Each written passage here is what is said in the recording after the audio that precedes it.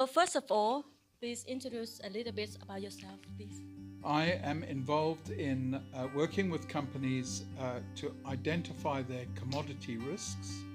I work with a group of people who are very, very experienced in this, and we work with mining, industrial companies, including automotive, aerospace, stainless steel companies, in helping them to manage their commodity risks in that field.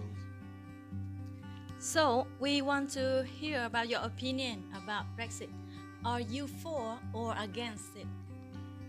I don't believe that the European Union has been a good experience for the United Kingdom. I believe that there are large swathes of England and Britain in particular that have not been the beneficiaries of the European Union, where large-scale de-skilling has taken place, where people effectively have been isolated. And I think it is those disaffected people that have voted against Brexit from an economic perspective, from the lack of benefit to them from that process. But I also believe that Britain needs to control its own destiny. It's interesting that you asked the question, but I originally voted in favor of remaining. And I changed my opinion so strongly afterwards because I believe that a democratic vote had taken place and that it was the obligation of the political classes to ensure that that was delivered. And unfortunately, they have shown no inclination to do so, and they are going to, I think, spoil that process. So I think it has had both political and economic consequences. And I believe that Britain should leave the European Union, and I think it will be very good for the political process, and I think people will benefit economically from it too. They may find that in the short term they may find difficulties as new trade deals are negotiated, but my view is that those are highly likely because Britain exports far less than it imports from the European Union. So it's in the European Union's interest to ensure that a trade agreement is signed as soon as possible. All right. Lastly, can you share a little bit about your wisdom towards the Vietnamese business owner?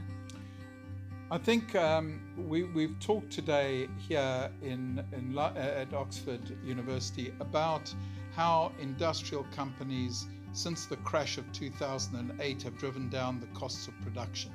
That has been a very interesting process, and it has led to some enormous technological changes, very much in line with the fourth industrial revolution. We've seen changes in procurement, sourcing, we've seen changes in processes, robotics and artificial intelligence, and all the other benefits that the fourth industrial revolution has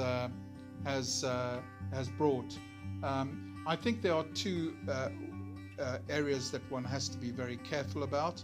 The first is that the people who've been left behind, those same people I believe who have voted against Brexit because they've been isolated, need to be given the educational skills to participate in a new world environment where the fourth industrial revolution takes place. But I think also industry will need to look at new ways in which they can manage the same kind of risks. It's not just good enough to drive down the cost of production because all your competitors do the same thing.